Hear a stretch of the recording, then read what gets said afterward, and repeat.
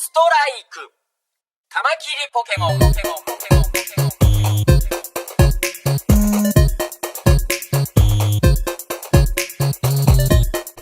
Welcome to the Nintendo PowerZone, guys. It's your boy Nice193, and today we have a brand new unboxing video just for you. So what we have here today is the Takara Tomy Palm Top Talking Froakie. This is in a similar style to the 1997 Pikachu that was released by Hasbro, and obviously it's the same line as the chest pin that we did a couple of weeks ago. So guys, today we have Froakie, and I'm excited. Froakie was the best starter in Pokemon X and Y for me. Obviously it turns into a Greninja if you get that bad boy fully evolved. So super excited to do Froakie. So we might as well just dive right in. Let's go ahead and take a look at the box. All of this is in Japanese. I don't understand a word of it, except I do see on the upper left hand corner, I see the Pokemon X and Y logo. Over to the right side you see the Takara Tomy logo, and that's about all you're gonna get from me. Let's just go ahead and flip this box over so we can take a look at it from the side, yeah? So on this side of the box we have more Japanese writing that I can't understand. I'm sorry guys. One of these days I'm gonna learn how to read Japanese, but it's not gonna be today. But what we do get on this side of the box is a nice image of what Froakie looks like outside of the box. So let's just go ahead, flip it over again, take a look at the back of the box. Okay, so here we are, back of the box, and there is so much going on here. But basically what we have are the instructions here on the back of the box.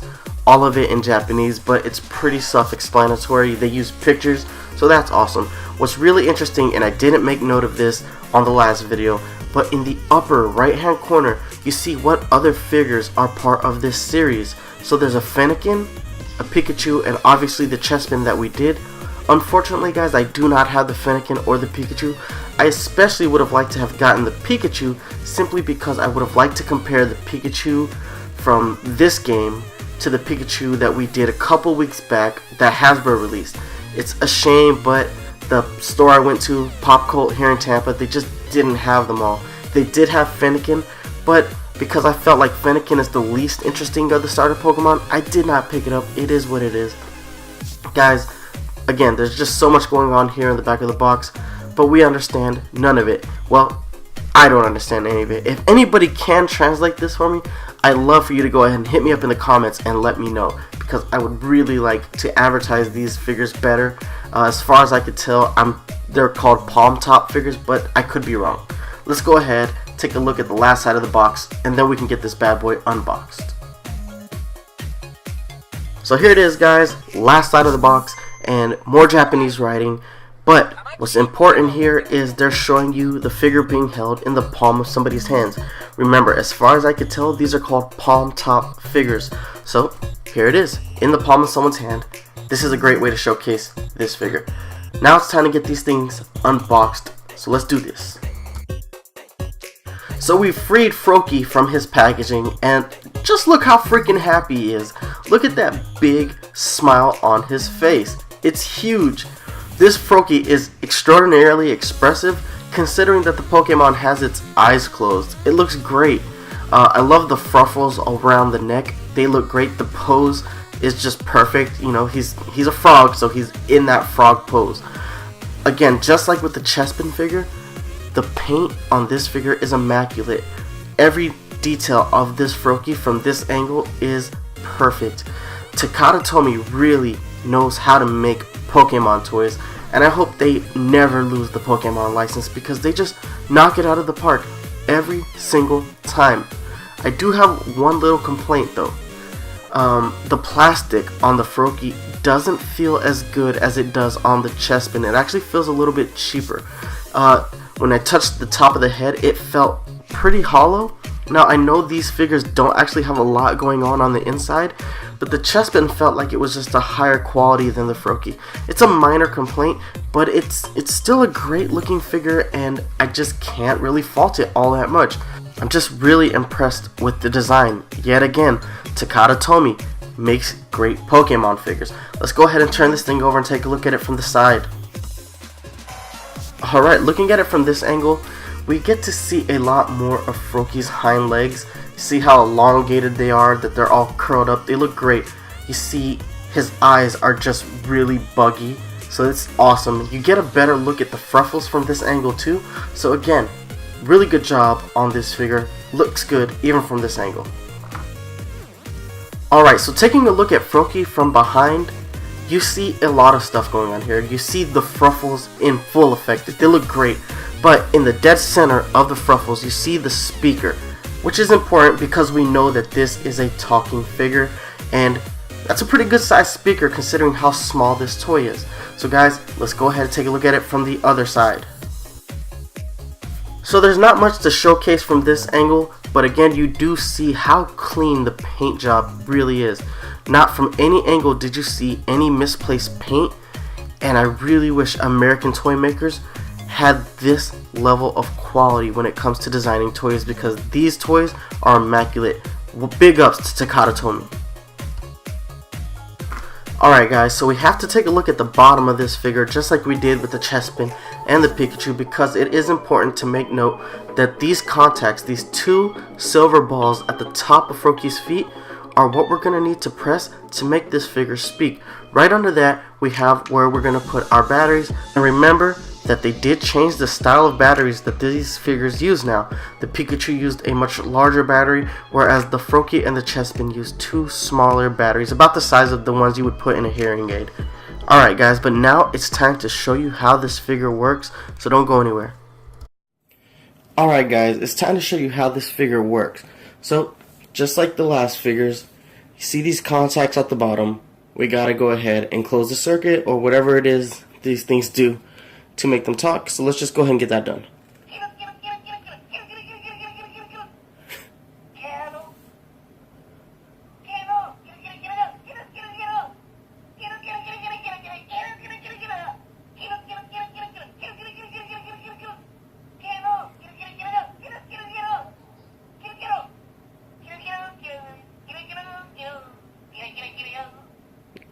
Alright, so just like the other one, this says about 6 different phrases,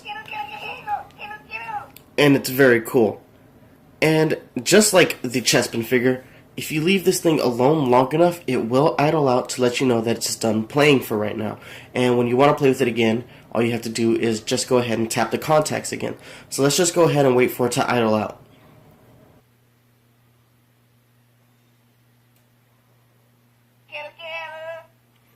Alright, so he's gone ahead and he's idled out. Like I said, when you want to play with him again, all you got to do is touch those contacts. But guys, what we got to do now is time to get into comparison time, and then we're going to move into score time. So don't go anywhere. We'll be right back. Okay guys, so what we have here is the Hasbro Pikachu from 1997. Over to the other side of that, we have the Chespin that's part of this series, and we have Froakie dead center. And just take a look at how different Froakie looks than Pikachu. Obviously they're different Pokemon, so not a fair comparison, but like I said in the last video, you see the evolution of the style of Pokemon.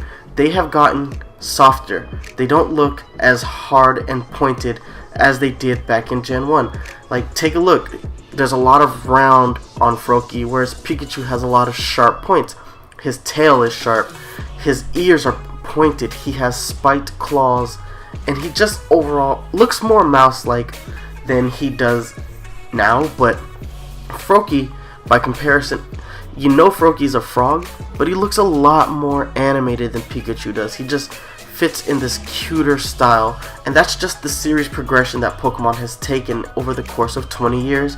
It makes a lot of sense. Even Pikachu has been redesigned to look more like this Froakie, more in that general art style. So it's very cool to see how different these figures are from the Wave 1 figures that they did back in 1997. Another thing that's different between these two is their functionality. The Pikachu pretty much just says Pikachu, nothing else. It doesn't have any different variations of the phrase, no different inflections in the voice. It's literally just Pikachu in a very monotone way. Whereas the Froakie has 6 different phrases, and one of them is singing. That's the advancement we've gotten in toys in the last 20 years. That something could be in the exact same style, but as far as technology is concerned, it's got more. So that's very cool. And I said this in the last video, and I want to say it again in this video. As a toy collector, it sometimes gets very easy to get lost in nostalgia. We like to put a high value on our classic toys because those are the ones we grew up with and we have an affinity towards them. But when you look at them compared to some of these newer toys that come out, the new toys are better. They're better designed. Technology wise, they do a lot more. But that being said, we kind of ignore those things because of the nostalgia and the affinity that we feel towards our older toys. But when it comes to this particular line, I like the Froakie and the Chespin better than I like the Pikachu, and I do have a bias towards that Pikachu because it is a vintage figure, one that I had as a kid, one that I was very happy to reclaim as an adult.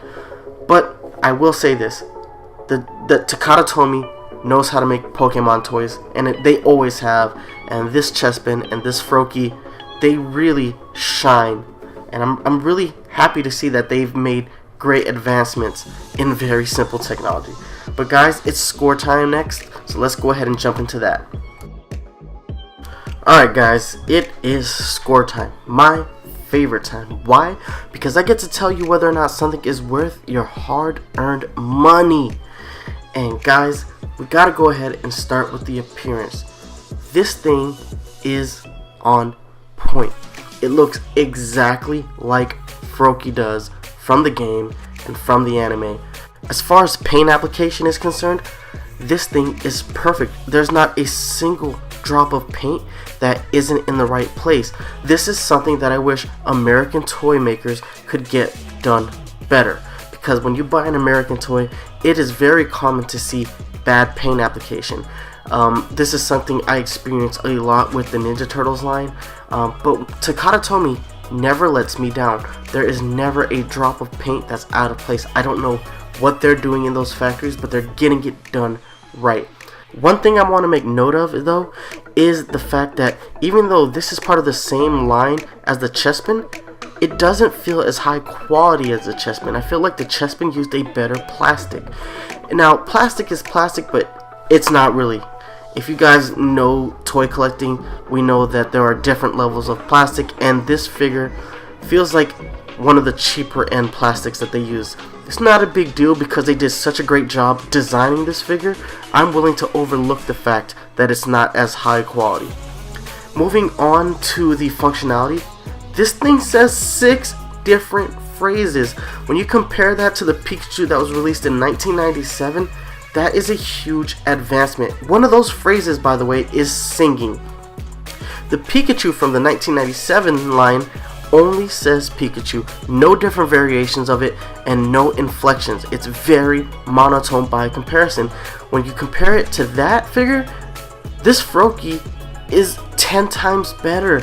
And this is real simple tech, guys. There's not a lot inside these toys, but the advancements in technology have made it so that these little toys can say so much more.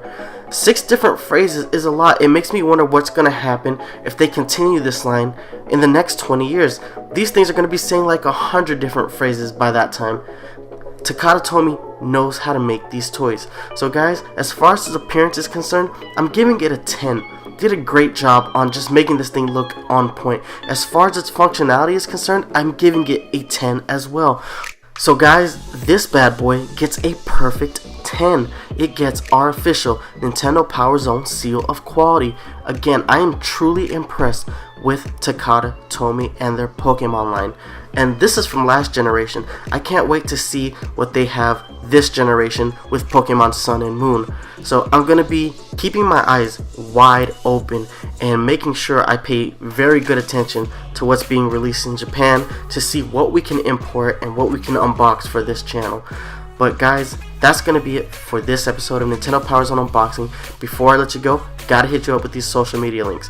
You can hit me up on Twitter at Nice1983. You can email me at nice1983@gmail.com. Go ahead and check out the Facebook page, facebook.com/Nintendo PowerZone. If you're a fan of the Nintendo PowerZone podcast, you can download new episodes on iTunes and Google Play Music and stream new episodes on Stitcher Radio. And if you want to watch us live, you can catch us here on YouTube, youtube.com/user/thearticle, THAARTICLE. And guys, don't forget, every Wednesday at 3 p.m. I have a brand new unboxing video just for you. So go ahead and check those out. That's going to be it for this episode. Thank you so much for watching, and watch out for Amiibo Hunters on the prowl. Deuces.